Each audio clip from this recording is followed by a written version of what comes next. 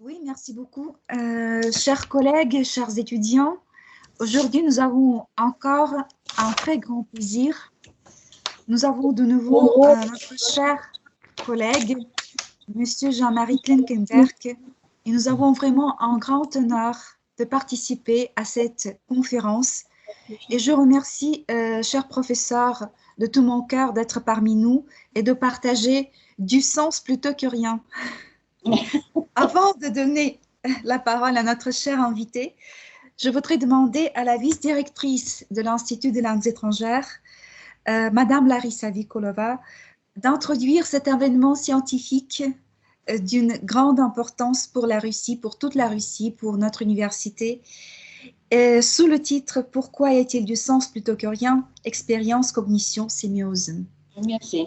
Merci, Oksana Alexeyevna. Chers collègues, chers francophones, bien sûr que j'exprime une grande joie commune d'accueillir au sein de notre établissement à l'Université municipale de Moscou, Monsieur Jean-Marie Klinkenberg, docteur d'État en philosophie et lettres, professeur émérite de l'Université de Liège, membre de l'Académie royale de Belgique et du Haut Conseil de la francophonie, et consultant permanent près les éditions Larousse, et président du Conseil supérieur de la langue française et de la politique linguistique de Belgique.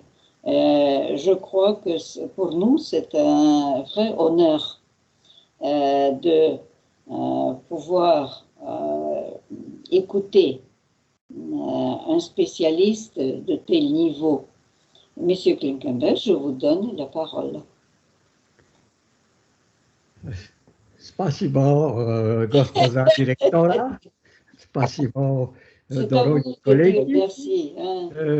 Bonjour à tous, bonjour à toutes.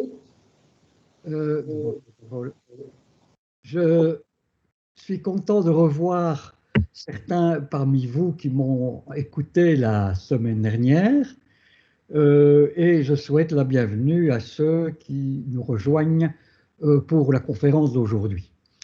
Cette conférence sera assez différente de la précédente. En effet, elle sera peut-être relativement plus technique. Et plus technique, elle entend poser cette question étonnante. Pourquoi est-ce qu'il y a du sens plutôt que rien? C'est évidemment une phrase qui paraphrase la formule célèbre de Leibniz qui disait « Pourquoi est-ce qu'il y a quelque chose plutôt que rien ?» Cette question, les disciplines du sens, et par discipline du sens, j'entends la sémantique linguistique, mais aussi la sémiotique, cette question, les disciplines du sens, ne se la posent pas. En effet, ce qui les a surtout intéressés, c'est la question non pas du pourquoi, mais la question du comment. Comment le sens se manifeste-t-il? Et depuis plus d'un siècle maintenant, la sémantique et la sémiotique ont mis au point des dispositifs de description extrêmement sophistiqués qui nous permettent de décrire les énoncés langagiers, picturaux, musicaux, avec une certaine rigueur, mais en général, cette question de savoir comment naît le sens et pourquoi il naît, cette question n'est pas posée. Ces disciplines du sens, en effet, se fondent le plus souvent sur l'axiome de la conventionnalité. Il existerait, préalablement à toute communication, communication verbale ou visuelle, il existerait préalablement à toute communication un accord entre les partenaires, une convention implicite sur laquelle reposent nos échanges. C'est d'ailleurs cet axiome de la conventionnalité que Ferdinand de Saussure exploite avec le concept de langue. Mais la théorie de la conventionnalité laisse dans l'ombre ce qui se passe avant l'établissement de cette convention et laisse ce problème aux philosophes. Mais il doit exister quand même quelque chose d'important entre le monde réel, le monde de l'expérience et nos langages, une sorte d'interface. Et c'est vrai que c'est un problème difficile et même un peu mystérieux, puisque c'est le problème du lien que nous devons établir entre un sens qui ne semble pas avoir de fondement physique et les stimulations physiques qui proviennent du monde extérieur, stimulations qui, comme telles, ne semblent pas avoir de sens. Alors, ce que nous allons faire, donc, c'est d'examiner en 4 paragraphes ces différents problèmes. Nous allons un petit peu d'abord voir comment les différentes disciplines qui s'occupent du sens ont posé la question de l'expérience matérielle. Ce sera relativement bref. Dans un deuxième paragraphe, je ferai la proposition que nous avons formulée, et le nous n'est pas un nous majestatif, que le groupe MUS, le groupe interdisciplinaire auquel j'appartiens, la proposition que nous avons faite d'une sémiotique cognitive. Alors bien sûr, je n'exposerai pas tout le programme de cette sémiotique cognitive, je me fonderai sur la perception visuelle, comment percevons-nous le monde autour de nous, pour essayer de voir quels sont les fondements de cette sémiotique cognitive. Mais tout ceci nous amènera à reposer avec de nouvelles armes la question de l'origine des signes. Quelle articulation est-ce que nous avons entre nos expériences et les langages? Bien sûr, cette proposition que nous faisons de sémiotique cognitive va chercher son inspiration dans les sciences de la nature, dans les sciences cognitives, dans les neurosciences. Et donc se pose un grave problème épistémologique qui est celui du rapport entre les sciences humaines qui, jusqu'à présent, souvent ont été conçues comme relativement autonomes par rapport aux sciences de la nature, et ces sciences dures. Assez fréquemment, on a toujours conçu qu'il y avait un mur, une paroi entre ces sciences humaines et les sciences de la nature. Le programme de sémiotique cognitive que nous proposons doit nous amener à nous interroger quand même sur cette frontière, sur ce mur. Est-ce que les sciences humaines, en se naturalisant, ne vont pas perdre leur âme? C'est une question qu'assez fréquemment on nous pose. Voilà donc ce qui nous attend dans l'heure que nous allons passer ensemble et qui, malheureusement, nous n'avons pas avec Teams, Zoom et tous ces autres moyens de communication, nous n'avons pas la possibilité de dialoguer comme je le souhaiterais. Si nous étions en face à face, je pourrais voir si ce que je dis est trop compliqué ou trop difficile. Malheureusement, je ne le puis pas, mais bien évidemment, je me tiendrai à la disposition de toutes celles et ceux qui m'écoutent après cette conférence. Donc, premier point, la question donc du sens et de l'expérience. Cette question, les différentes disciplines lui apportent, elles ne l'ont pas négligée, cette question de l'origine du sens, mais elles ont donné des réponses assez différentes. Le premier type de réponse, c'est celle du structuralisme. Pour les responsables de ce courant, l'essentiel, c'est que la description de la langue doit avoir sa cohérence interne. Sa validité, on la cherchera dans cette cohérence interne. Si vous voulez, c'est un petit peu la même chose qui se passerait, je vais faire une comparaison. Pour quelqu'un qui voudrait savoir comment fonctionnent les réveils, il expliquera, si je prends les anciens réveils avec des ressorts et des rouages, il expliquera comment le ressort entraîne le pivotement d'une roue, comment les différentes roues dentées se meuvent les unes par rapport aux autres. Mais bien sûr, on ignorera dans quels matériaux sont faits ces réveils, on ignorera aussi à quoi ils servent réellement dans la vie quotidienne. En définitive, le structuralisme a donc sacrifié la question du pourquoi en développant beaucoup la description du comment.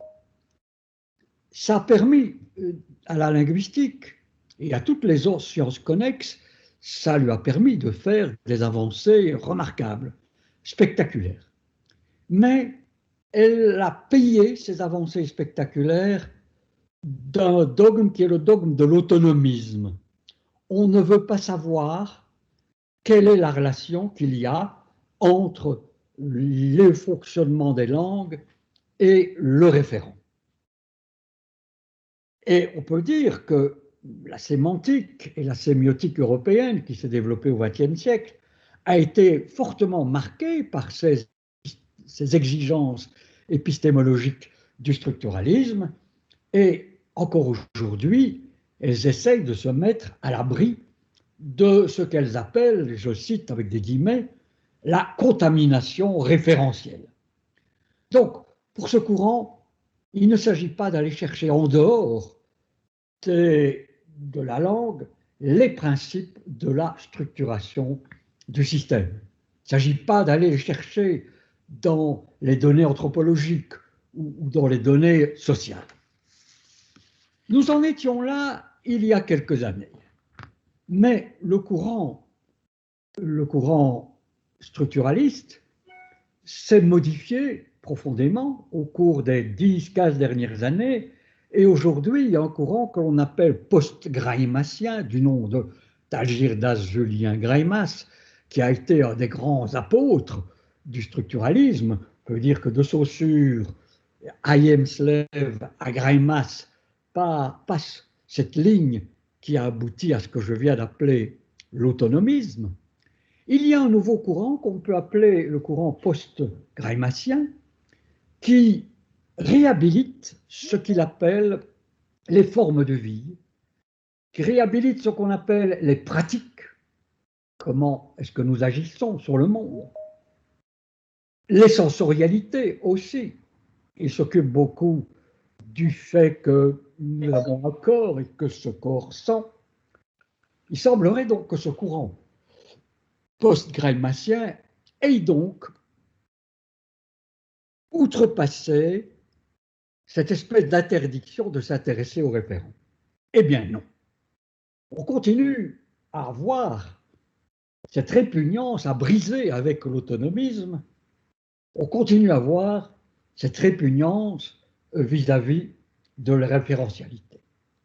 En effet, ces formes de vie, cette sensorialité, ces pratiques, ces passions, le courant greimassien, le post-greimassien tend à les aborder toujours à travers des textes, à travers les manifestations textuelles, langagières de ces pratiques, de ces sensorialités.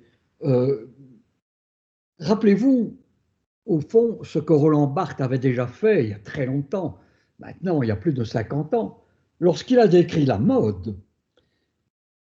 Il a décrit le système de la mode, c'est le titre de son ouvrage, mais non pas pour dire, regardez, il y a le vêtement, il y a un veston qui va avec le pantalon, la syntaxe, c'est le veston qui vient au-dessus de la chemise, il y a une syntaxe spatiale avec le veston qui est au-dessus du pantalon.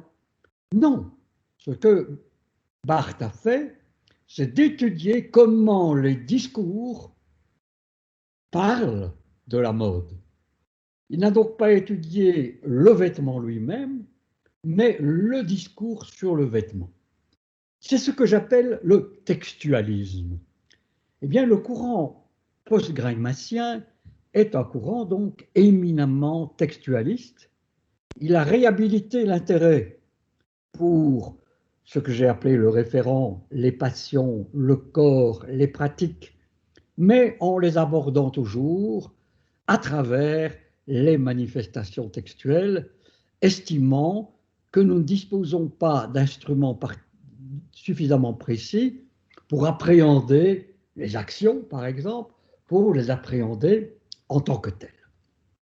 Donc, même si j'ai donné ici sur l'écran deux réponses, la réponse structuraliste et la réponse post-greimassienne, nous voyons qu'elles se rencontrent dans ce refus de la référence.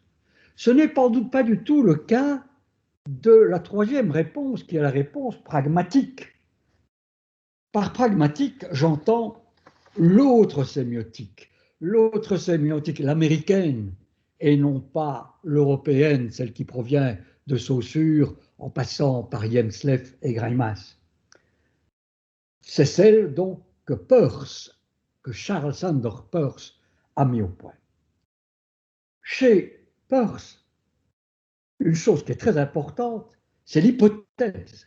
C'est l'hypothèse. En effet, le sens pour Peirce est fait d'hypothèses sur des données et nous tirons de ces données des inférences qui sont aptes à faire fonctionner notre connaissance du monde. L'inférence chez Peirce part toujours de données fournies par l'expérience. Donc l'expérience prend chez Peirce une importance que la sémantique et la sémiotique européenne lui refusent. Mais il n'en reste pas moins que la question du rapport entre le monde et les signes ne reçoit pas chez Peirce une réponse beaucoup plus satisfaisante que chez Greimas et les structuralistes européens. En effet, pour Peirce, les objets sont réels. Les objets sont réels, c'est-à-dire, pour lui, qu'ils sont indépendants de l'idée que nous en faisons. Ils préexistent à notre expérience. Ils préexistent. Et donc, quelque part, Peirce laisse dans l'ombre, laisse le mystère planer sur le mécanisme qui sert à interpréter les données. Donc, pour Peirce, il y a d'un côté les données du monde, de l'autre côté, il y a l'interprétation que nous donnons de cette expérience. Mais le mécanisme qui sert à passer de l'un à l'autre, qui permet de passer de ce donné objectif pour Peirce au sens de ces choses, est un mécanisme qui reste dans l'ombre. Peirce se contente de pointer l'existence chez l'être humain d'une sorte de puissance sémiotique. L'être humain serait habité par cette puissance de donner du sens. Mais c'est une formulation un peu magique, n'est-ce pas? Il dit « le signe que l'homme utilise est l'homme même ». Donc, il y a là une conception psychologique qui mérite au moins d'être interrogée. Voilà donc, en caricaturant un peu, bien sûr, les réponses apportées à la question de l'origine du sens par les grands courants sémantiques et sémiotiques modernes. Mais le monde a changé. Et aujourd'hui, la situation est très différente. On peut dire qu'il y a eu un véritable bouleversement, du bouleversement de deux côtés au moins. Un bouleversement du côté des sciences du langage et un bouleversement du côté des sciences cognitives.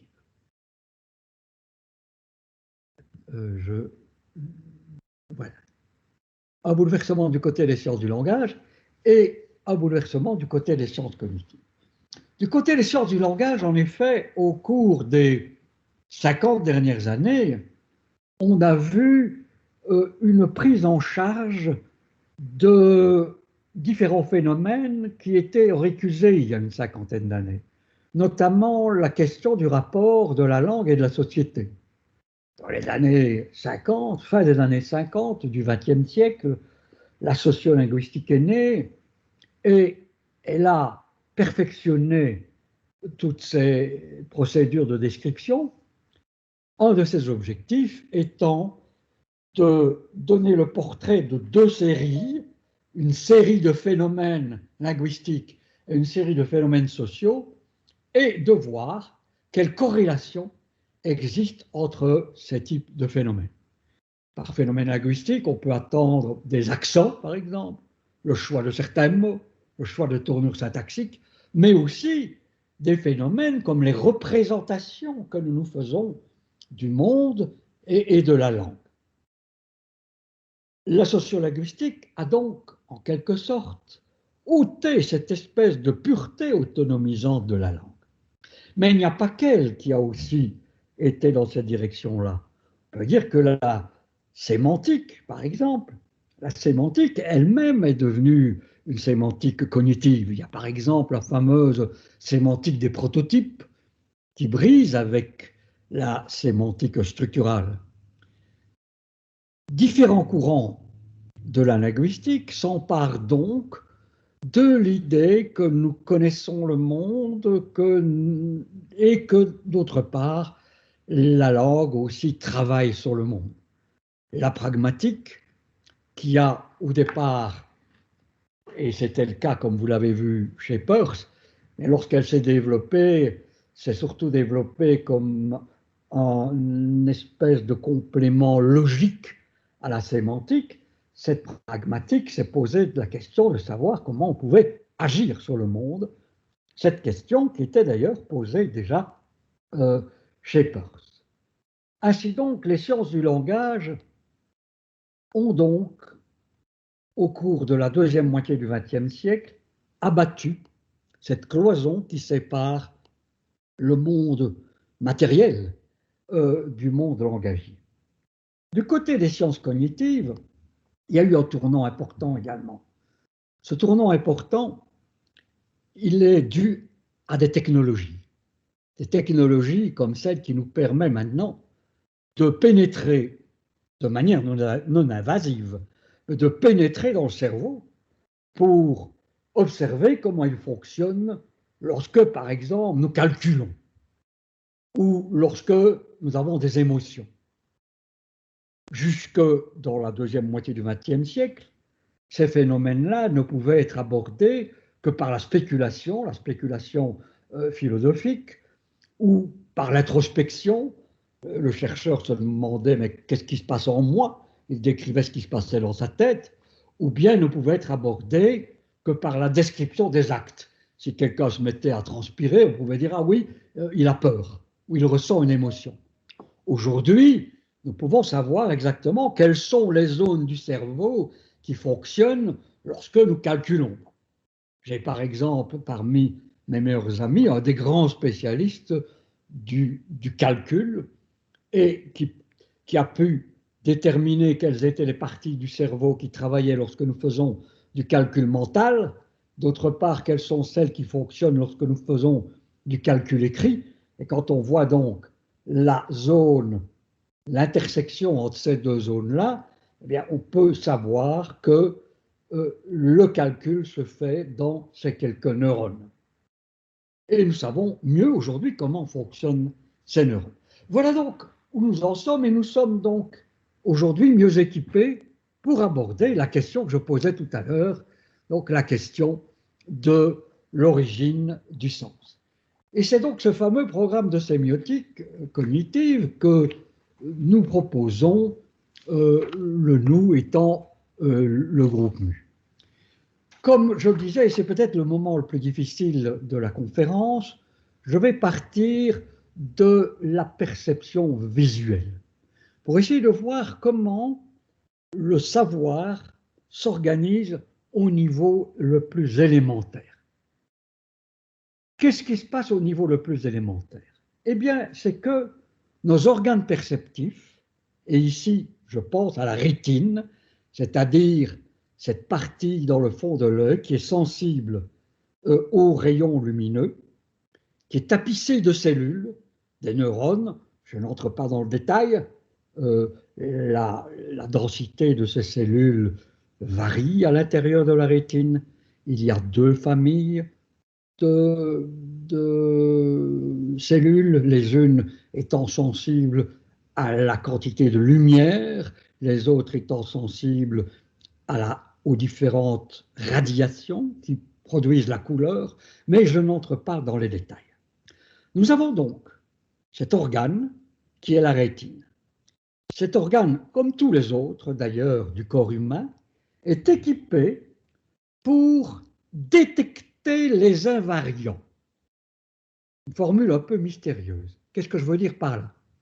Je veux dire que si notre rétine distingue différents points, et c'est le cas, chacune des cellules qui composent la rétine reçoit un rayon et un seul.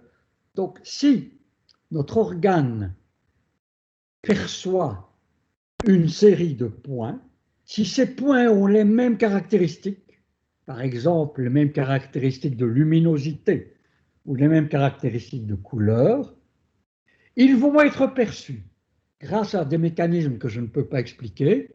Ils vont être perçus non pas comme une somme de points, mais comme constituant ensemble une tâche unique. Voilà donc quelque chose qui exemplifie ce que j'essaie d'expliquer. Notre rétine ne se soucie pas d'isoler chacun des points bleus qui se trouvent là, il les travaille comme un ensemble, comme un seul ensemble, comme une tâche unique. Et donc, cette sensibilité a une qualité qui est cette propriété de l'organe, donc cette propriété de distinguer une qualité bleue, est étendue à une surface. On peut donc dire que la qualité n'est pas locale, mais qu'elle est translocale. Je vais revenir à ce mécanisme. Mais posons-nous la question de savoir pourquoi notre organisme fait ça. La réponse est évidente, n'est-ce pas? Par économie. Au lieu de traiter une masse d'informations distinctes et d'envoyer chacune de ces informations au cerveau par les différents nerfs qui connectent la rétine et le cerveau, notre organisme ne doit plus traiter qu'une donnée unique. Il y a donc là une très grande économie. Donc, nous distinguons des qualités. Mais dès le moment où nous distinguons des qualités dans un champ, et ici, nous distinguons la qualité bleue dans un champ, ça nous permet de distinguer une entité dotée de cette qualité. Donc, je dis la tâche, c'est une entité dotée de cette qualité bleu, être bleu. On peut donc dire que l'entité est une qualité qui est devenue une chose, et qui est devenue une chose grâce à notre activité perceptrice. Retenez donc peut-être ceci, c'est la base du savoir, c'est la base du sens, extraire de notre environnement, extraire des qualités et avec cette qualité, créer des entités. Dans cette opération, il y a un phénomène extrêmement important. C'est celui que j'appelle le seuillage ou la différenciation. Je reviens à la rétine. Je vous ai dit que la rétine était constituée de neurones, de cellules. Et ces cellules, c'est le cas de toutes les cellules du corps, mais ici spécialement des cellules nerveuses, ces cellules nerveuses qu'on appelle des neurones, ces cellules sont interconnectées. Ce qui veut dire qu'elles sont interconnectées, autrement dit, elles s'envoient des informations réciproquement. Je schématise le fond de la rétine. Je fais, n'est-ce pas, comme si elle était faite d'un réseau de neurones, ici représentés par des petits ronds, selon 4 colonnes, la colonne 1, la colonne 2, la colonne 3, la colonne 4, et les rangées A, B, C. Imaginons maintenant, pour illustrer le mécanisme que je viens d'appeler la différenciation et le seuillage, imaginons que ce réseau soit d'un côté, un des côtés de l'écran, laissé dans l'ombre relativement, soit faiblement éclairé, et que dans une autre région, il soit fortement éclairé. Autrement dit, les cellules reçoivent une luminosité extrêmement forte. Vous voyez dans ce schéma que les cellules qui reçoivent cette luminosité très forte sont les cellules des rangées 3 et des colonnes 3 et 4. Qu'est-ce qui se passe? Je vous ai dit que les cellules étaient interconnectées. Je vous ai dit qu'elles dialoguaient, en quelque sorte qu'elles communiquaient. Eh bien, il se passe un double phénomène que l'on appelle, d'une part, l'excitation latérale. Autrement dit, il y a des cellules qui s'excitent mutuellement, et un phénomène d'inhibition latérale. Autrement dit, il y a des cellules qui inhibent la cellule voisine. Je fais comme si ces cellules parlaient. La cellule A4 et la cellule A3 sont fortement excitées. Mettons qu'elles reçoivent, sur une échelle de 0 à 10, qu'elles reçoivent une excitation de 8. Donc, tout se passe comme si A4 demandait à A3, est-ce que tu es excité, toi? Oh oui, répond A3, j'ai 8. Ah, dit A4, j'ai 8 aussi. Eh bien, elles vont s'exciter mutuellement, de sorte que la réponse qui sera transférée au système nerveux central, c'est-à-dire au cerveau, sera non pas 8, mais 10. Par contre, qu'est-ce qui se passe entre la cellule A3 et la cellule A2? La cellule A3 fortement excitée au niveau 8, regarde ce qui se passe du côté de A2 et demande à A2, est-ce que tu es excité, toi? Oh, répond, ou un petit peu, au niveau 2. Eh bien, dans ce cas, dit A3 à A2, il vaut mieux que tu ne te taises. Et donc, le signal qui sera transmis au système nerveux central ne sera pas le signal d'une valeur de 2, mais d'une valeur de 0. Donc, nous avons un double phénomène. Les cellules très excitées s'excitent mutuellement, les cellules peu, et par contre, elles inhibent les cellules faiblement excitées. C'est comme ça qu'on crée ce qu'on appelle la ligne, que l'on crée le contraste. Dans les faits, dans notre rétine, en fait, c'est beaucoup plus flou. C'est notre rétine qui met de l'ordre et qui crée donc des zones extrêmement contrastées. C'est pour ça que lorsqu'on explique à nos lycéens, à nos collégiens, quand on leur explique l'œil, on leur explique que l'œil fonctionne comme une cellule photoélectrique ou comme une plaque photographique. Eh bien non, c'est pas vrai. Qu'est-ce qu'elle fait, une cellule photoélectrique? Si je promène une cellule photoélectrique le long d'une zone claire et d'une zone noire, j'aurai un signal comme celui-ci. Ce n'est pas du tout ce que fait l'œil. L'œil, si je pouvais le promener, ferait ça. C'est-à-dire qu'à l'endroit où la qualité laisse place à une autre qualité, la transition est extrêmement marquée. Donc, ce petit détour par le mécanisme de la vision pour nous dire donc que ce qu'on appelle le savoir élémentaire, c'est donc cette capacité que nous avons d'extraire du monde des entités grâce au fait qu'il y a des qualités et que nous sommes capables de les mettre en relation. Donc retenons ceci, si vous voulez bien, qualité, entité, relation.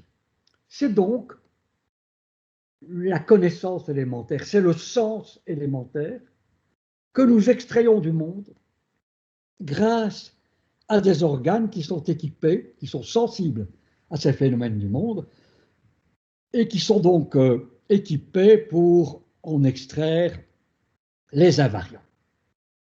Alors bien sûr, vous allez me dire, c'est bien joli tout ça, mais je viens de comprendre comment nous extrayons des tâches. Peut-être ai-je compris aussi que ce sont les mêmes mécanismes qui me permettent d'isoler un son dans le silence de la nature ou le silence de la ville, Je peux donc extraire des sons. Nous sommes en effet à la base. Mais bien sûr, ce que nous appelons le sens aujourd'hui est quelque chose de beaucoup plus complexe.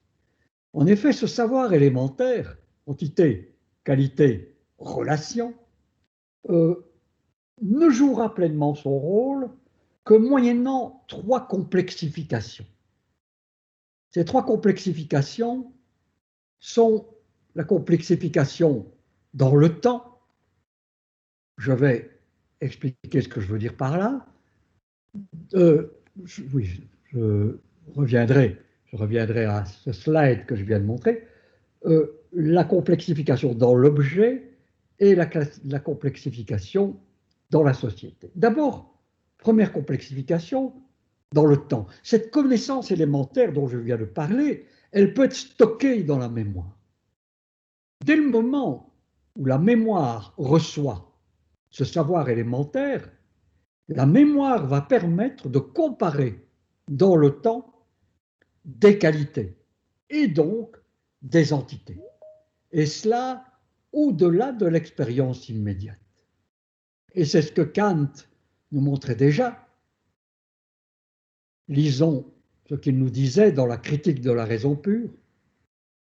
Si je laissais toujours échapper de ma pensée les représentations précédentes, si je ne les reproduisais pas à mesure que j'arrive aux suivantes, aucune représentation pleine ne pourrait jamais se faire. Autrement dit, pour pouvoir avoir une conscience pleine des événements, il faut qu'on puisse répéter les événements déjà passés pour les comparer. C'est la première complexification. Mais cet effet comparateur de la mémoire n'a d'intérêt que moyennant une deuxième complexification, c'est la complexification dans l'objet. Reprenons cette idée que nous sommes à même de percevoir des qualités, rouge, rond, sphérique, et que nous sommes capables de nous en souvenir. Mais nous sommes aussi capables de les associer. Par exemple, je peux faire régulièrement l'expérience de quelque chose de rond, de rouge et de lisse. Si je fais régulièrement cette expérience de quelque chose de rond, de rouge et de lisse, eh bien, c'est la caractéristique d'un objet, c'est la caractéristique de la tomate.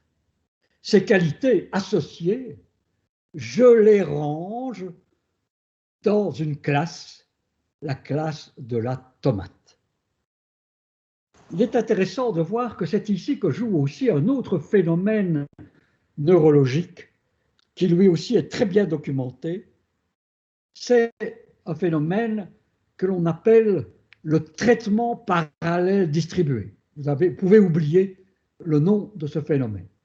Je veux dire par là que quand une série de neurones ont fait l'expérience répétée, la mémoire, on fait l'expérience répétée du rouge, et que cette expérience répétée est toujours associée à l'idée de sphéricité et à l'idée de lisse, dorénavant, les différents neurones spécialisés dans la détection du rouge vont exciter les neurones spécialisés dans la détection du sphérique.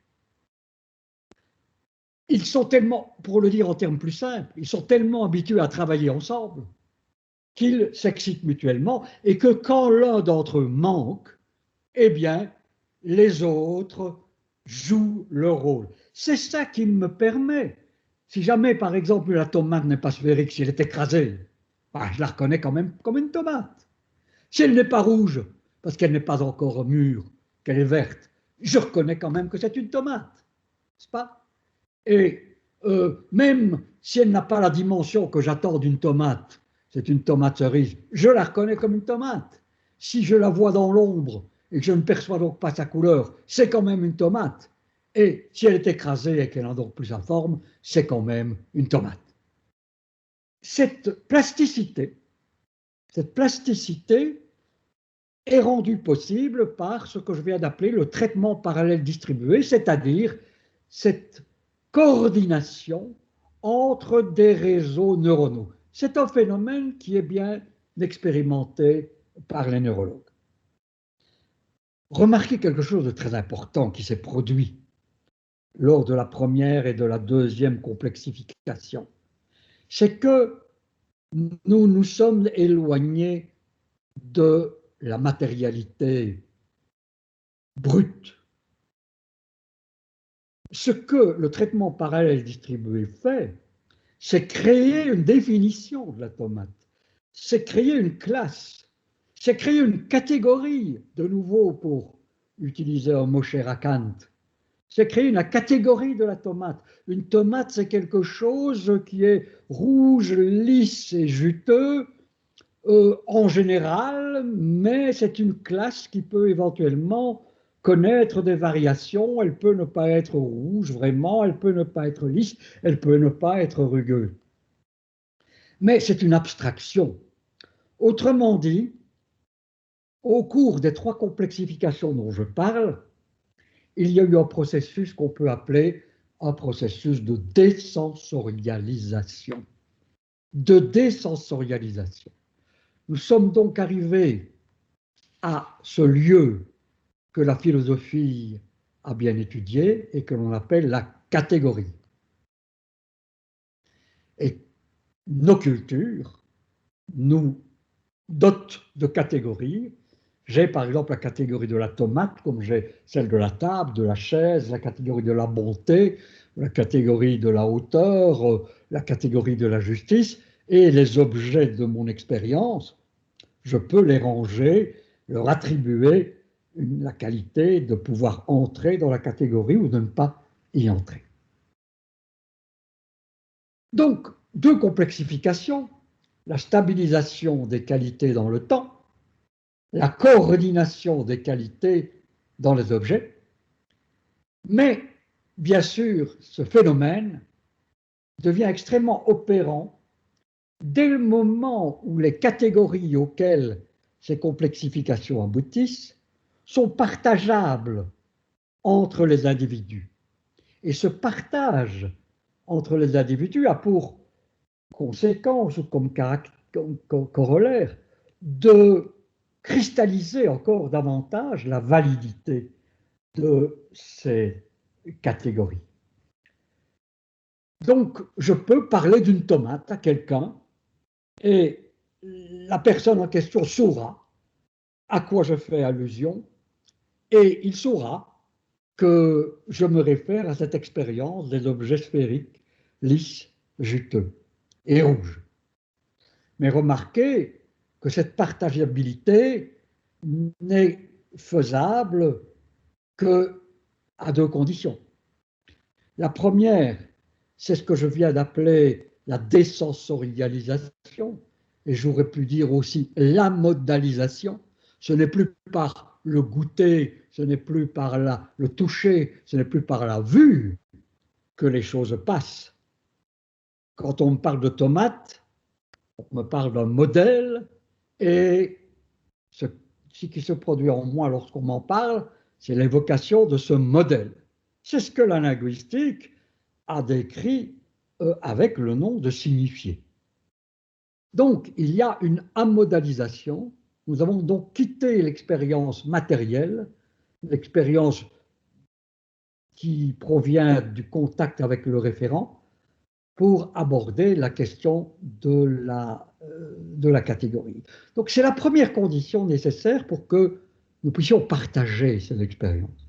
La deuxième, c'est que nous ayons mis au point aussi des artifices qui sont les signes, le mot tomate, les artifices qui vont permettre l'échange de ces catégories. Et donc, cette double caractéristique, la modalisation ou la désensorialisation et la mise au point d'instruments spécialisés que sont les signes, nous permet de faire encore un pas en direction de l'abstraction. Ainsi, par exemple, si j'utilise un mot comme dangerosité, c'est-à-dire le caractère d'être dangereux, c'est quelque chose qui est extrêmement vague et qui peut renvoyer autant à un animal dangereux, à un champignon mortel ou la manipulation d'une prise électrique. Ce sont ces expériences des animaux, l'expérience des champignons, l'expérience des autres, qui ont permis d'élaborer cette dangerosité.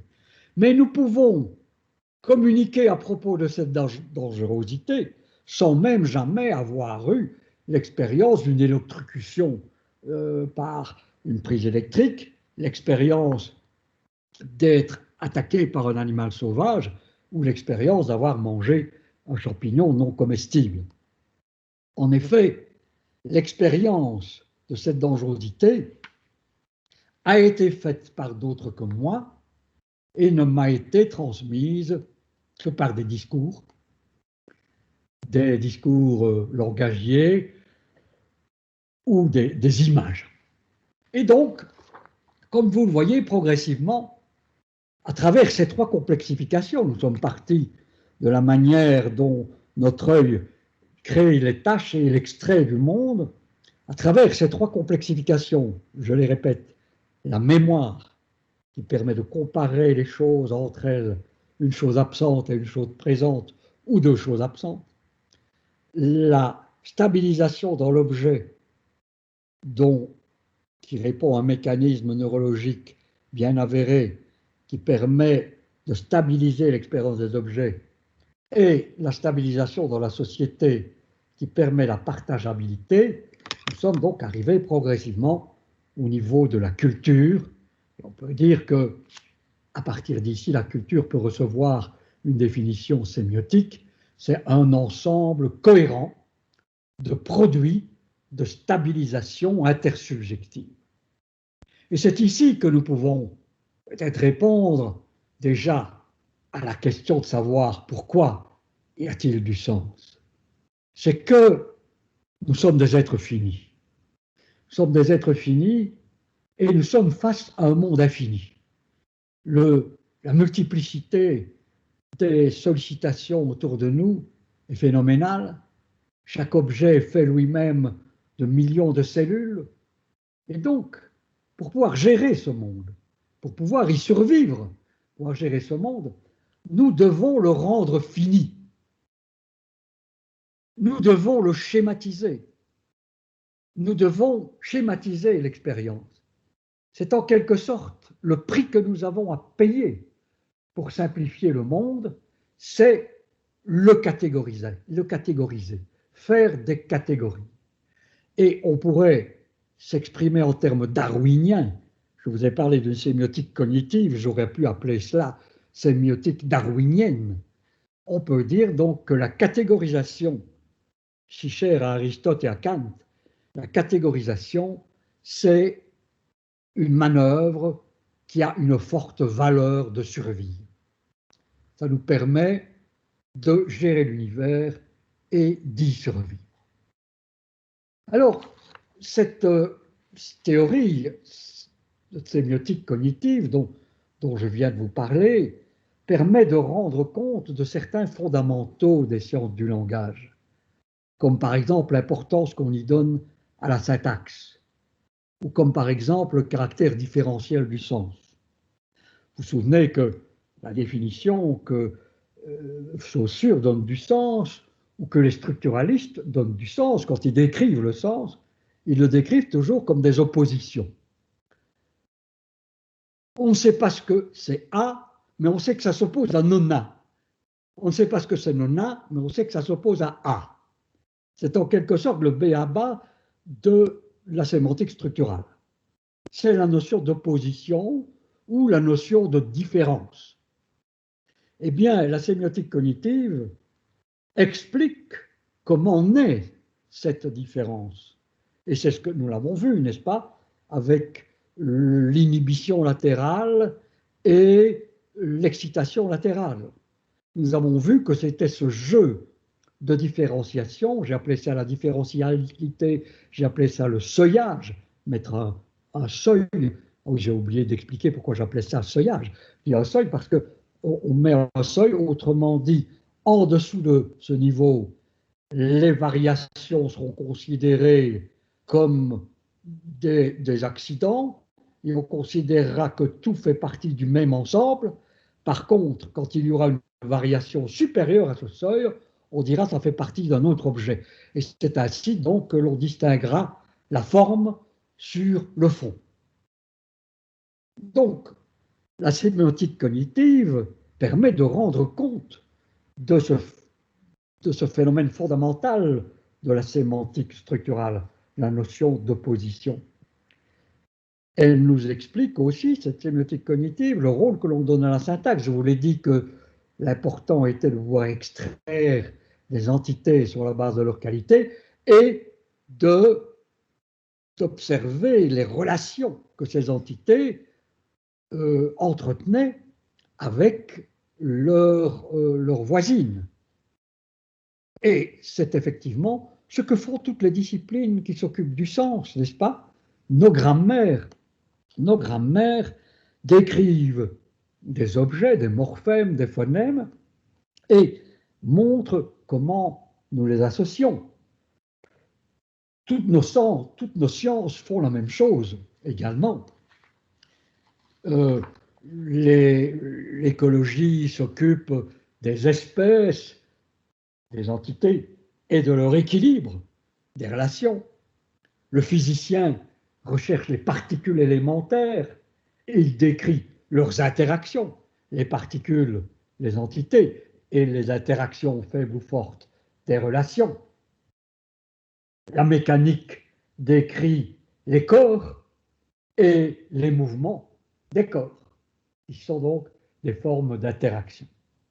Donc nous voyons que la sémiotique cognitive permet de rendre compte de ces phénomènes extrêmement généraux dans toutes les disciplines, et spécialement dans les sciences du langage. Par contre, ce dont je viens de parler n'explique pas un autre phénomène qui est l'origine des signes. L'origine des signes. Et là, il faut de nouveau que je revienne à cette capacité, et puis nous en terminerons avec ce paragraphe. Comment naissent les signes? Eh bien,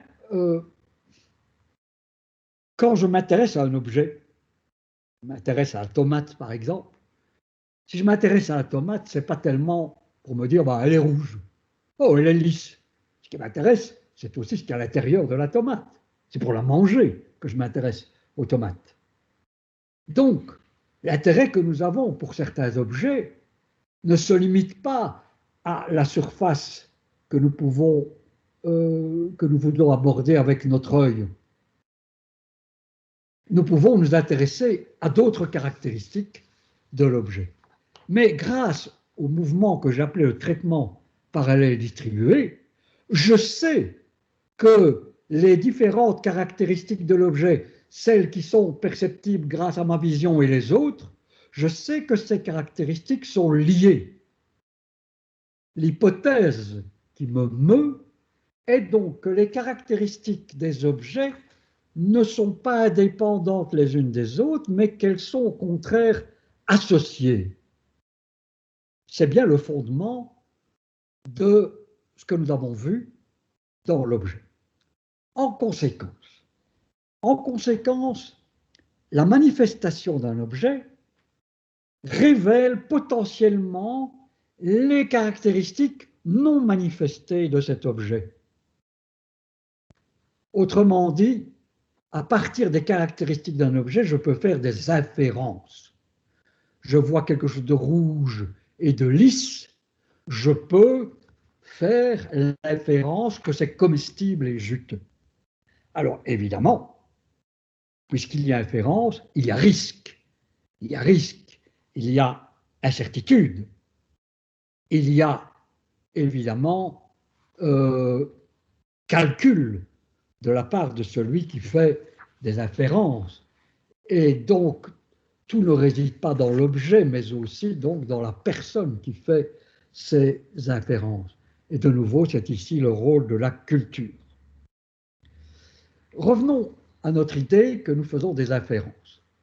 Quand je vois un objet, en effet, je peux me dire qu'il peut y avoir une relation entre des qualités et une relation entre des objets. Autrement dit, je peux, par exemple, à l'intérieur d'un même objet, associer deux qualités différentes. Rouge, lisse. Rouge, comestible. Jaune, comestible, le citron. Mais je peux aussi faire des relations entre objets. On peut dire que la tomate est rouge, mais je suis à même aussi de dire, tiens, une fraise est rouge aussi. Et tiens, une photo de tomate est rouge aussi. Regardons comment nous pouvons nous servir de cela. Dans un premier cas, nous n'avons pas à nous intéresser à la case, la première case, puisque c'est là que nous observons les objets. Mais si, à l'intérieur d'un même objet, je fais la relation entre des qualités différentes, et vous voyez, j'ai appelé ça intra-objectalité, donc à l'intérieur du même objet, rapport entre deux qualités différentes, c'est donc l'inférence qui me permet de dire, tiens, c'est rouge et lisse, donc ça doit être comestible. C'est un signe, ça, le signe de la comestibilité. Quel est ce signe? Vous l'avez deviné, c'est ce signe que l'on appelle l'indice. L'indice qui nous permet, à partir d'une certaine manifestation, d'inférer l'existence d'autre chose. Je vois qu'il y a de la fumée, je dis il doit y avoir un feu. J'ai inféré, à partir de ma perception de la qualité fumée, j'infère la présence d'une autre qualité qui est la qualité combustion, grâce à ma connaissance des relations entre la fumée et le feu, à travers un seul objet que j'appelle le feu. L'indice. C'est donc l'indice que nous trouvons dans cette case. Voilà, donc je sais que la tomate est comestible. Mais ce que je peux faire aussi, c'est distinguer une même qualité dans deux objets. Une même qualité dans deux objets, c'est-à-dire reconnaître que deux objets différents présentent une qualité commune. Par exemple, posséder la même couleur. C'est ce qui me permet, par exemple, de dire que le premier énoncé que vous voyez à gauche au-dessus a quelque chose à voir avec l'autre énoncé que vous trouvez plus bas. C'est sur la base des mêmes qualités, qualité de forme, qualité de couleur, que j'établis une certaine inférence, que je fais une inférence, que j'établis une relation entre ces deux objets. C'est un signe. Ce signe, quel est-il? Vous le connaissez. C'est l'icône, bien sûr.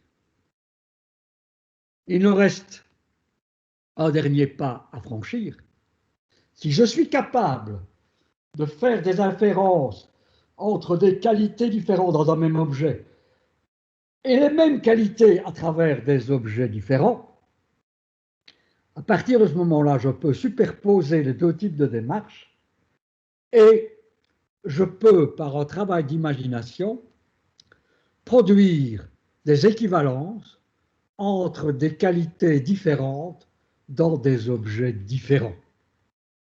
Et c'est ainsi que je peux dire qu'il y a une équivalence entre l'énoncé que vous voyez à gauche au-dessus et celui que vous voyez à droite en dessous. Nous avons donc ici les signes proprement dits que dans la terminologie persienne, on appelle les symboles. Comme vous le voyez, on peut proposer un schéma de la genèse des différents types de signes à partir de la donnée fondamentale de base qui est le repérage des qualités, le repérage, l'extraction des entités, leur interaction avec leur environnement grâce au contraste, grâce au seuillage, et grâce à ces trois mécanismes de complexification que j'ai appelés la complexification dans le temps, la mémoire, complexification dans l'objet, grâce au traitement parallèle distribué, et la complexification dans la société. Donc le même mécanisme de base nous permet donc de rendre compte du fonctionnement des différentes familles de signes. Il nous reste maintenant, pour conclure, ce sera l'épilogue, de poser la question du rapport entre les sciences humaines et les sciences de la nature. Ce à quoi je vous ai invité, en effet, c'est à une naturalisation de la science du sens. Alors bien sûr, cette naturalisation, on en parle depuis très très longtemps. On parle par exemple de droit naturel depuis longtemps. Mais on en parle beaucoup plus depuis une quarantaine d'années, depuis que les sciences humaines ont reçu le renfort des sciences cognitives et spécialement des neurosciences. Depuis l'invention des techniques non intrusives dont j'ai parlé, qui nous permettent donc de mettre en évidence l'activité du cerveau humain, des concepts qui étaient jusqu'à présent appréhendés uniquement par l'introspection et qui relevaient uniquement de l'hypothèse, peuvent désormais non pas être expliqués, mais au moins être rapportés à une activité physiologique observable. Par exemple, la pensée, nous savons que quand quelqu'un pense, il se passe des choses. Nous savons que quand il reçoit des émotions, quand il a des émotions, il se passe quelque chose dans le cerveau. Et même des phénomènes comme l'empathie, aujourd'hui, reçoivent une explication grâce à ce qu'on peut appeler les neurones miroirs. Et même des phénomènes qui semblaient hors d'atteinte, comme la science du sacré, par exemple, le sentiment du sacré, on peut aujourd'hui déterminer mais quels sont les éléments du corps humain qui participent à notre fonctionnement lorsque nous ressentons quelque chose de sacré. Donc aujourd'hui, dans ma faculté, dans mon université, par exemple, il y a un très grand spécialiste du sommeil, qui est peut-être aujourd'hui le principal spécialiste mondial des phénomènes limites, comme ces personnes qui sont en fin de vie, qui sont dans le coma. C'est le principal spécialiste du coma. Donc ces personnes qui ont suivi la vie et puis qui reviennent à la vie, il examine ça à travers les manifestations du cerveau. Il travaille avec des grands moines bouddhistes, par exemple. Quand ce moine bouddhiste fait de la méditation, il étudie comment son cerveau fonctionne. Alors, ce mouvement de naturalisation des sciences humaines s'est attiré un grand nombre de critiques. Et ces critiques sont évidemment sont nombreuses. Il y a ce qu'on peut appeler le réductionnisme. La critique serait ici que les neurosciences sous-estimeraient la complexité des phénomènes et du coup négligeraient l'énorme différence entre des phénomènes de base, comme par exemple reconnaître une tâche, et des phénomènes que décrivent l'anthropologie ou la psychologie ou la sociologie. Je peux déjà répondre à cela quand même par une parenthèse, c'est que nous avons vu comment, à partir de la détection de la tâche, nous pouvions déjà arriver à la catégorie. La catégorie qui est donc sans doute une des constructions philosophiques les plus élaborées. Le deuxième type de critique, sont des critiques méthodologiques. En effet, on pourrait dire qu'il y a une certaine circularité.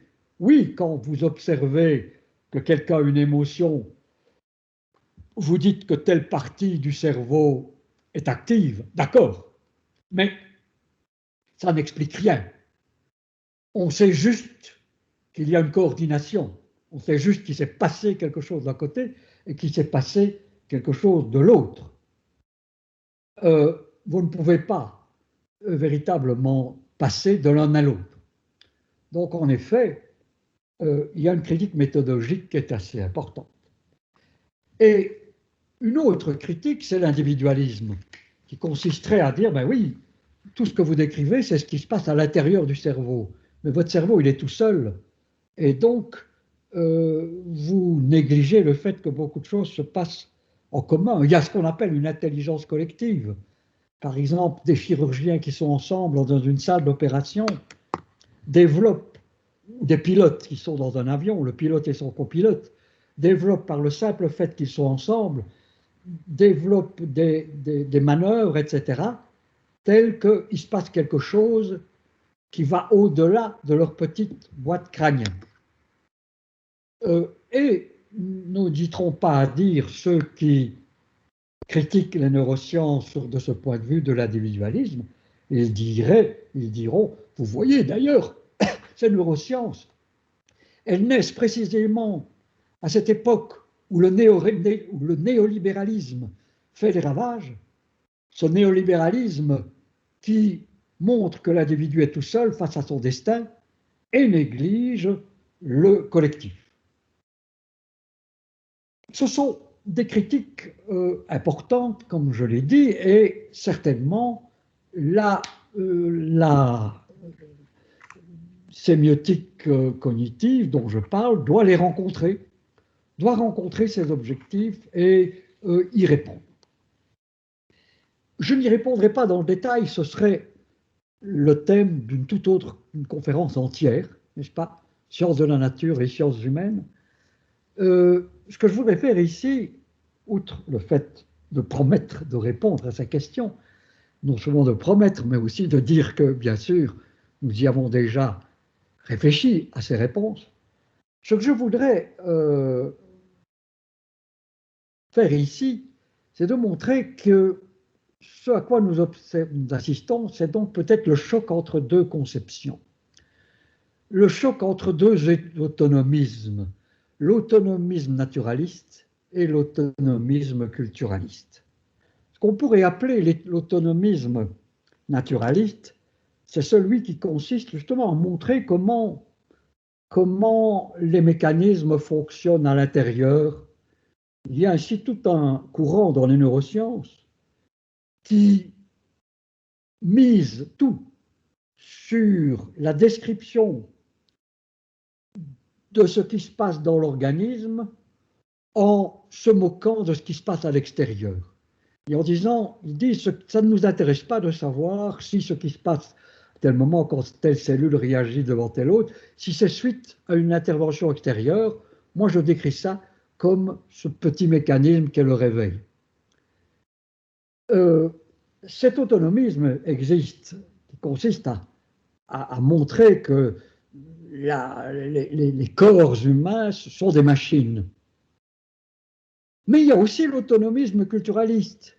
C'est lui que nous avons rencontré lorsque j'ai fait le tour des réponses apportées par les sciences du langage au cours du XXe siècle, lorsque je vous ai dit que le structuralisme ne voulait absolument se préserver de la référence, que ce structuralisme avait comme critère de validité la cohérence interne des systèmes qu'il décrit, c'était aussi une manière de proposer un autonomisme, mais un autre autonomisme, ce que j'appelle l'autonomisme culturaliste.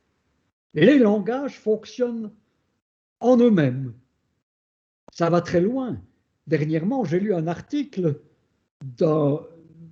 écrit par un sémioticien parisien et par un biologiste, et en gros, cet article veut prouver que les biologistes n'ont rien compris au fonctionnement des phénomènes vitaux, mais que s'ils étudiaient un peu mieux la grammaire, s'ils arrivaient à imiter dans la description du corps humain ce que fait la grammaire, c'est-à-dire cette espèce d'autonomisme, leur discipline ferait des pas de géant. Donc cet autonomisme culturaliste, c'est en quelque sorte le pendant de l'autonomisme naturaliste. Vous aurez pu constater au cours du bref exposé que je viens de faire que je combats l'autonomisme culturaliste lorsque j'ai marqué mon insatisfaction devant les apories du structuralisme européen. Je condamne également cet autonomisme naturaliste. La sémiotique cognitive telle que nous la concevons est une sémiotique interactionniste. Interactionniste puisqu'elle nous explique que les choses ne sont pas dans le monde, comme le croyait Peirce, que les choses ne sont pas seulement dans l'organisme, comme le croient les tenants de l'autonomisme naturaliste, mais que c'est bien du choc entre nos organismes qui ont été évidemment façonnés au long des millénaires de l'évolution et qui ont rendu nos organismes aptes à décoder les stimulations qui viennent de l'extérieur, mais c'est bien l'interaction entre ces organes et les stimuli extérieurs qui est la base du sens. Donc, au-delà de cet autonomisme, c'est bien un interactionnisme que nous préconisons. Ceci dit, bien évidemment, il y a un continuum entre nature et culture. On a opposé nature et culture depuis toujours. C'est un peu un des b.a.-ba de l'anthropologie du XXe siècle, mais cette opposition, il faut l'interroger. D'abord, la nature, présentée comme quelque chose qui ne varie pas. La nature a une histoire. La nature d'il y a quelques millénaires n'est pas la nature d'aujourd'hui, mais surtout, la nature d'aujourd'hui est rarement une nature sauvage, elle a toujours été façonnée, non seulement par l'être humain, mais la nature est façonnée également par les êtres qui y vivent. Il y a chaque être vivant a ainsi une niche écologique, et cette niche écologique, ce sont les phénomènes de la nature qui lui conviennent, qu'il assume, dont il se nourrit, mais qu'il réarchitecture en retour. Il y a donc en nature et culture une sorte de continuum.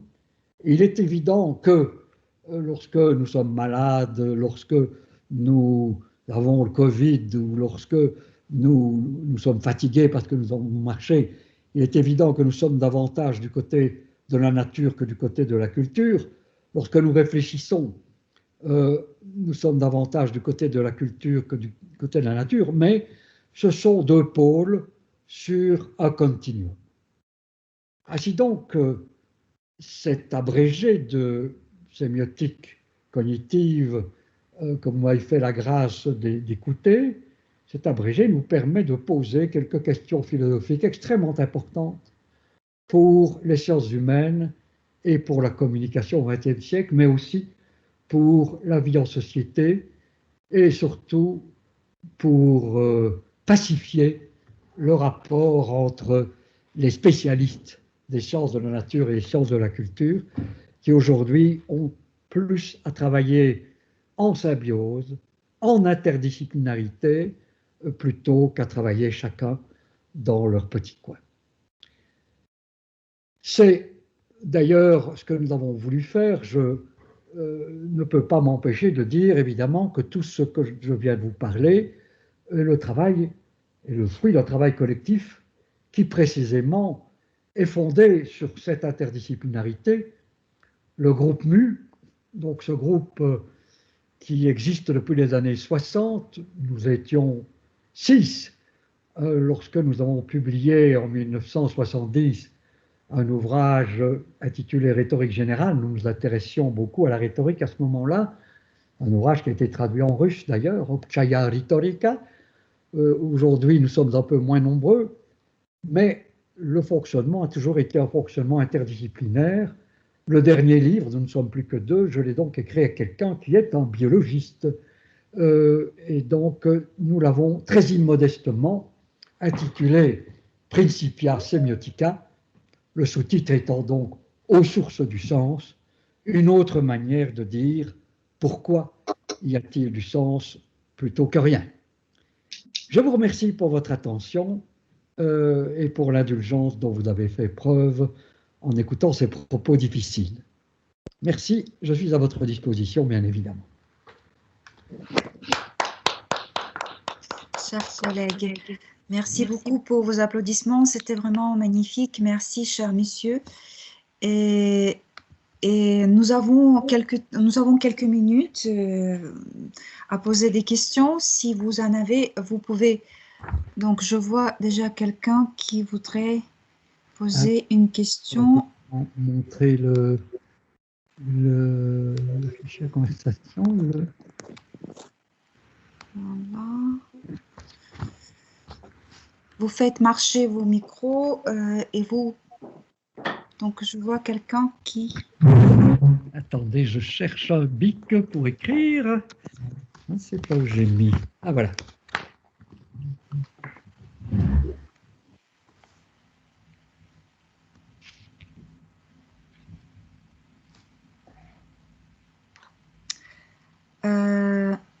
Anna Serguevna. Oui, bonjour monsieur, merci pour votre lecture. Je suis très heureuse d'être ici et quand vous avez parlé des associations, j'ai pensé des émotions des hommes et comment pensez-vous, comment ils influencent notre mémoire et nos associations? C'est évidemment une très large question, mais vous avez déjà donné une partie de la réponse en prononçant le mot mémoire. Dans la mesure, en effet, où nous ressentons des émotions, il y a une vieille théorie, n'est-ce pas, qui aujourd'hui est fortement contestée, ce qu'on appelle le cerveau triunique, avec les trois couches du cerveau, pourrait-on dire. Il y a les réflexes, par exemple, si on me braque une lumière dans l'œil, ma pupille va se fermer, ou quand je vais chez le médecin, donc ça ne passe pas par le cerveau, mais on peut dire que les réactions se passent à l'intérieur de l'organisme immédiatement. Il y a ce qu'on appelle aussi le cerveau limbique. Donc, par exemple, je marche sur un serpent, le serpent me pique, et donc immédiatement, il se passe quelque chose, je retire, je réagis en me retirant, en enlevant mon pied. Il y a donc là, l'émotion se passe véritablement à ce niveau-là, au niveau donc du cerveau limbique, mais il y a aussi donc ce qu'on appelle le cortex, le cerveau cortical. Donc le troisième niveau, c'est le moment où la réflexion se produit. Et donc les émotions brutes, on pourrait dire, se situent et se produisent au deuxième niveau, mais évidemment, pour être gérées, pour qu'elles, par exemple, déterminent des attitudes dans l'avenir, dire par exemple, moi je vais éviter de rencontrer tel ou tel type de personne ou éviter de me trouver devant tel type de situation parce que ça me fait trop de mal. Je ne vais pas aller visiter telle personne dont je sais qu'elle va mourir parce que je serai trop mal. Ces décisions se prennent évidemment au troisième niveau. Donc, les trois couches, ce qu'on présente en général comme trois couches distinctes, sont en fait interconnectées. Et donc, les émotions du niveau 2, à un moment donné, sont mises à distance grâce au travail du niveau 3. Mais tout cela ne peut se faire que dès le moment où il y a la mémoire. Autrement dit, l'émotion que vous avez ressenti fait l'objet d'une traduction en termes corticaux, en termes peut-être être verbalisé, mais pas nécessairement être verbalisé. Mais en tout cas, il y a une sémiotisation. Et souvent, on dit ça va mieux si j'ai réussi à mettre un mot là-dessus, j'ai réussi à nommer l'émotion.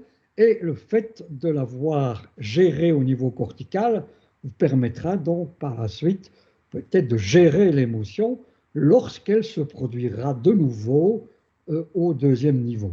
On pourrait peut-être en être davantage maître.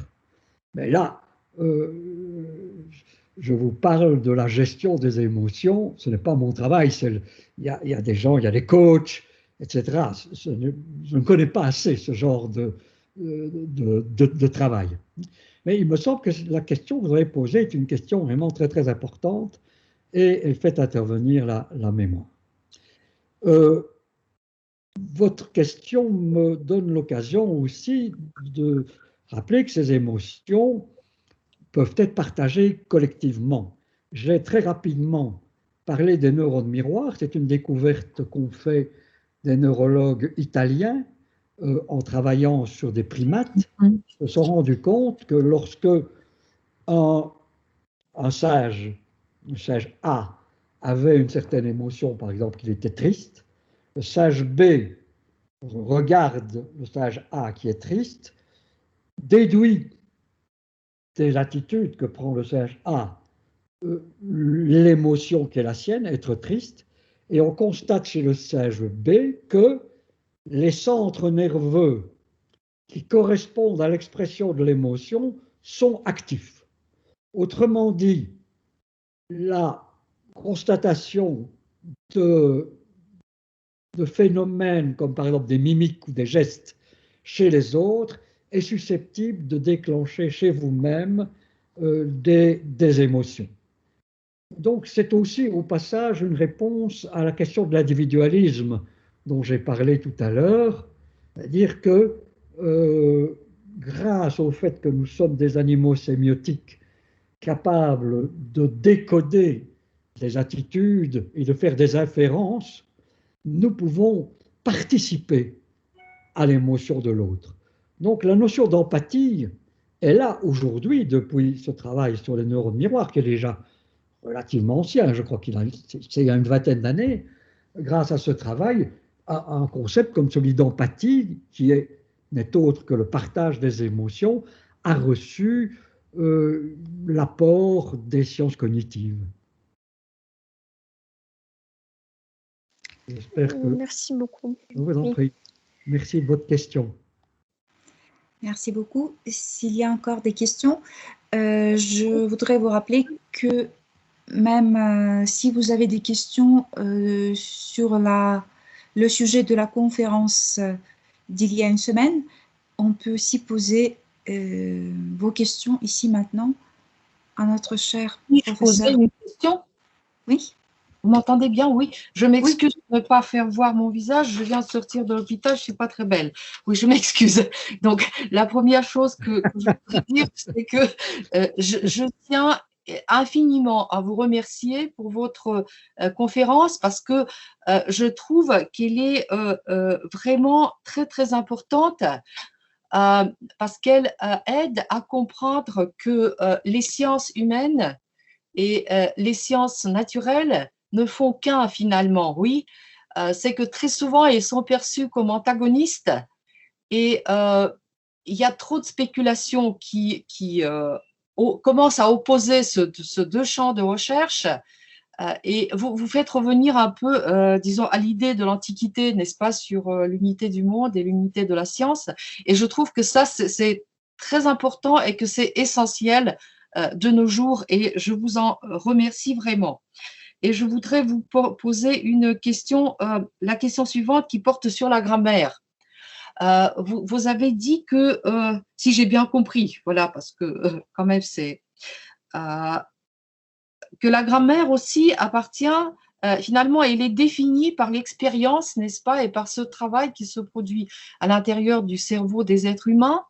Alors, par quoi pourriez-vous expliquer alors ce phénomène que différents groupes, différentes familles langagières qui se trouvent voisines ont souvent des grammaires très différentes?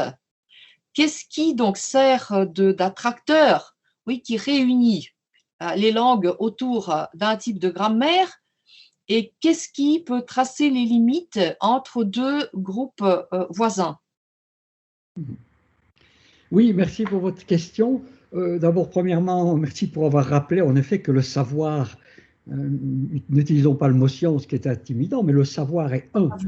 Et, il répond aux mêmes règles, c'est-à-dire les mêmes principes de tiers exclus, de vérifiabilité, etc., etc., même si certains objets sont en effet plus complexes que d'autres et demandent donc que l'on reste davantage prudent lorsque nous faisons des hypothèses. Et en effet, ce que j'ai proposé, ce n'est pas seulement une naturalisation des sciences humaines, c'est aussi une humanisation des sciences de la nature. Hein. C'est bien pourquoi j'ai parlé de continuum. Concernant la grammaire, je me suis peut-être un peu mal exprimé. À un moment donné, j'ai dit que les grammaires, en général, étaient fondées sur un schéma très général qui est d'élaborer des entités et d'étudier des relations entre elles. Je n'ai rien dit que cela. Je n'ai donc pas dit que les grammaires telles que nous les avons sont directement dépendantes de notre sensorialité. Je pense d'abord qu'il y a entre les grammaires et l'expérience, il y a évidemment toute une série d'intermédiaires. J'ai essayé de montrer que les trois complexifications étaient des complexifications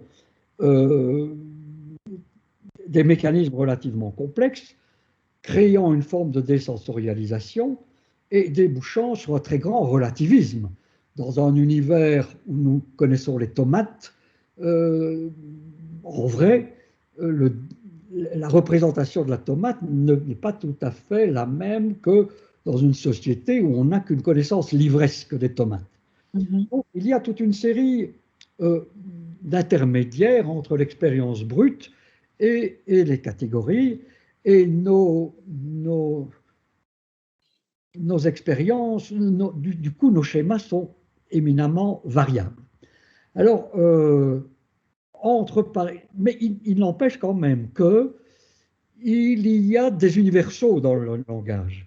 On l'a toujours su, on le sait peut-être mieux aujourd'hui, à savoir que, par exemple, apparemment, par exemple, le proche et le lointain, dans tout le vocabulaire de l'espace, de la disposition spatiale, la disposition entre le proche et le lointain est quand même quelque chose de relativement universel, même si les systèmes des prépositions spatiales diffèrent fortement d'une langue à l'autre. Et ce sont peut-être un peu les avancées de la sémantique cognitive qui ont permis de mettre ces invariants en évidence. Il n'en reste pas moins que les différences sont phénoménales. Elles tiennent évidemment d'abord à ce que nos corps sont différents et nous gérons nos expériences de manière extrêmement différente. J'ai parlé de la tâche et des contrastes, mais nous pouvons agir là-dessus. Le peintre, il cligne des yeux pour filtrer à travers ses paupières, filtrer la lumière de façon à ne plus faire apparaître que des formes extrêmement générales. Donc, nos corps sont différents, même si nos organes sont les mêmes, ils n'ont pas tous les mêmes spécificités. Par exemple, nos visions chromatiques diffèrent très très fortement. Moi, je suis très légèrement daltonien. Je ne confonds pas le rouge et le vert. Le rouge, c'est du rouge et le vert, c'est du vert. Mais je ne vois pas exactement les mêmes choses que ma compagne sur le plan des couleurs. Sans doute que si nous peignons, nous allons faire des choses différentes. Donc, il y a des différences idiosyncrasiques individuelles, mais il y a surtout les différences de la culture qui imposent des gestions totalement différentes et de l'espace. Nous savons que les Européens mettent leurs meubles le long des murs et qu'ils circulent au centre de la pièce, alors que les Orientaux mettent les meubles au milieu de la pièce et circulent le long des murs. Donc nous gérons l'espace de manière différente. Et donc les instruments qui nous ont servi, qui nous servent à décrire notre expérience, qui sont nos langages, sont fortement culturalisés et nous en sommes les victimes. Et je ne vais pas vous rappeler la victime, non. Nous sommes fortement affectés par eux. Je ne vais pas vous rappeler la loi de Sapir-Whorf, qui n'est pas aussi simple que ça d'ailleurs. Oui.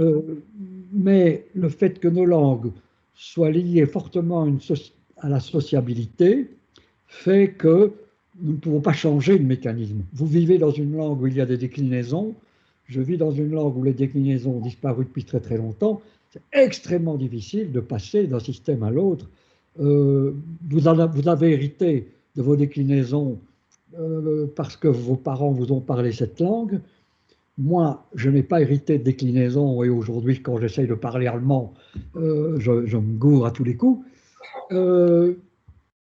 Donc, cette transmission, cette culturalisation de nos systèmes fait que nous sommes, alors que nous pouvons être voisins, je vous dis, j'habite pas loin, moi, de l'Allemagne.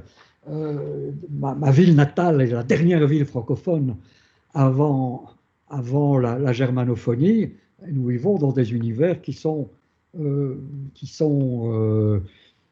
incommunicables du point de vue grammatical. Il y a des déclinaisons en allemand, il y a un genre neutre qui n'existe depuis longtemps plus en français, et ce n'est même pas sur les mêmes choses que se déposent les genres, puisqu'en allemand on dit la soleil et le lune, alors qu'en français c'est le soleil et la lune. Hein, ouais. Et les jeunes filles sont neutres. Voilà. Bien, merci beaucoup. Peut-être une dernière question.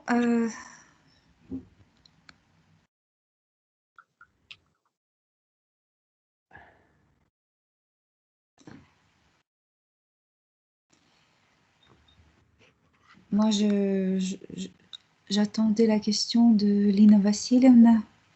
Lina Vassilievna. Oui, en principe, j'avais une question qui concernait la sémiotique visuelle. Oui, c'est vous qui m'avez écrit il y a quelques minutes? Oui, oui, c'est ça. Ah, c'est ça, d'accord. Juste avant la conférence, j'ai vu votre message. Oui. Donc, je rappelle ma question.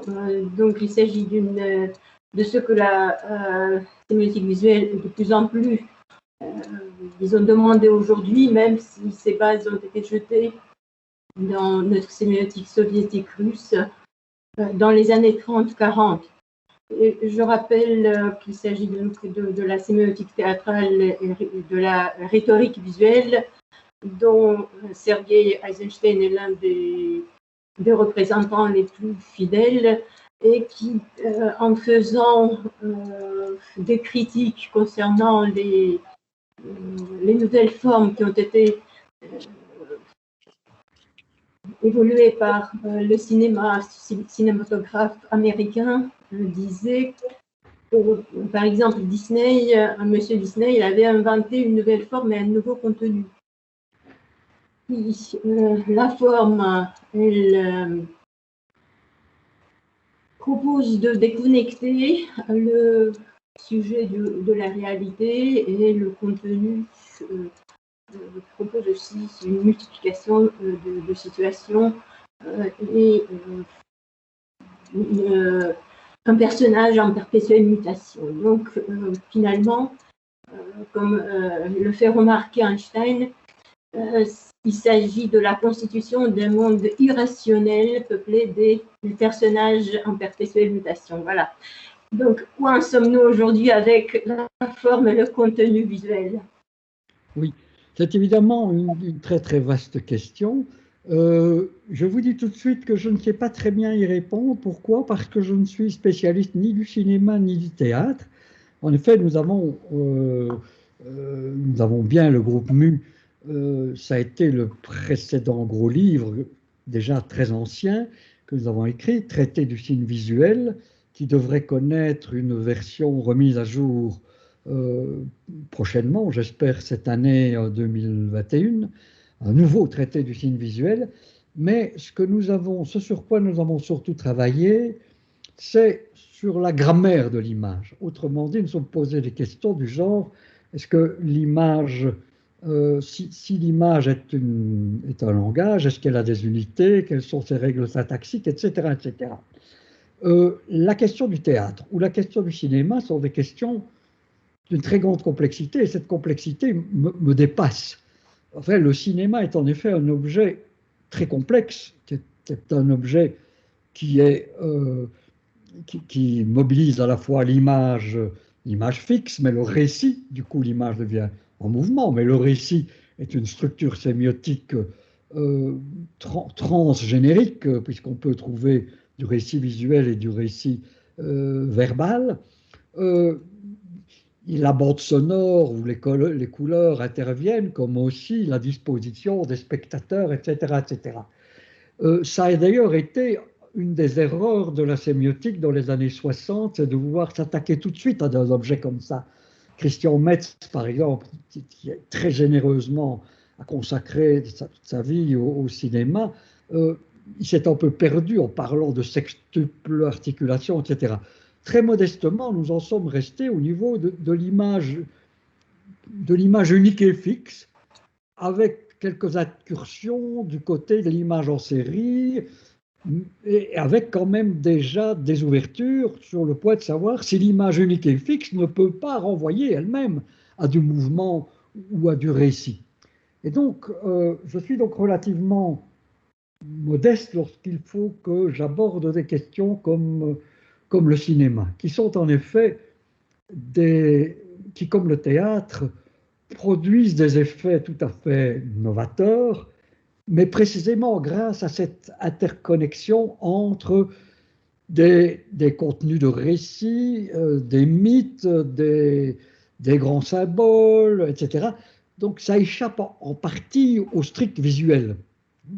Donc je reste un peu comme quelqu'un qui expliquerait les gammes, mais qui serait très démuni au moment de parler d'une sonate ou d'un concerto. Je n'ai d'ailleurs pas la prétention de le faire. Il fut un temps, j'ai commencé quand même ma carrière en faisant de la stylistique, en étudiant des œuvres, et aujourd'hui, ce qui m'intéresse, c'est plutôt les phénomènes très généraux. Hein.